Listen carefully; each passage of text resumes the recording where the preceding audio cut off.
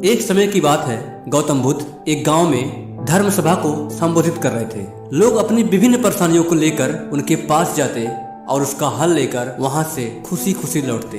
उसी गांव के सड़क के किनारे एक गरीब व्यक्ति बैठा रहता और महात्मा बुद्ध के शिविर में आने जाने वाले लोगों को बड़े ध्यान से देखता। उसे बड़ा आश्चर्य होता कि लोग अंदर तो बड़े दुखी चेहरे लेकर जाते हैं, लेकिन जब वापस आते हैं तो बड़े खुशी और प्रसन्न दिखाई देते हैं। उस गरीब को लगा कि क्यों न वो अपनी समस्या भगवान बुद्ध के सामने रखे।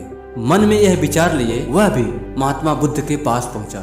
लोग पंक्तिबद्ध खड़ा होकर अपनी समस्या को बता रहे थे।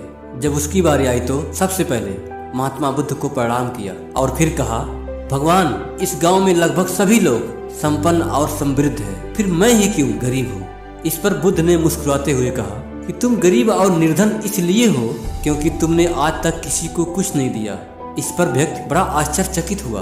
उसने कहा कि भला मैं किसी को क्या दूंगा, मेरा खुद का पेट पालना ही बड़ा मुश्किल होता है, किसी तरह गुजारा होता है। लोगों से भीख मांग मांग कर मैं खुद का पेट भरता हूँ, भला दूसरों को मैं क्या दूंगा।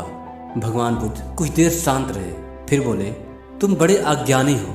औरों के साथ बांटने के लिए ईश्वर ने तुम्हें बहुत कुछ दिया है, मुस्कुराहट दी है जिससे तुम लोगों में आशा की संचार कर सकते हो, मुख दिया है ताकि लोगों से दो मीठे शब्द बोल सको, उसकी प्रशंसा कर सकते हो, दो हाथ दिए हैं, लोगों की मदद कर सकते हो।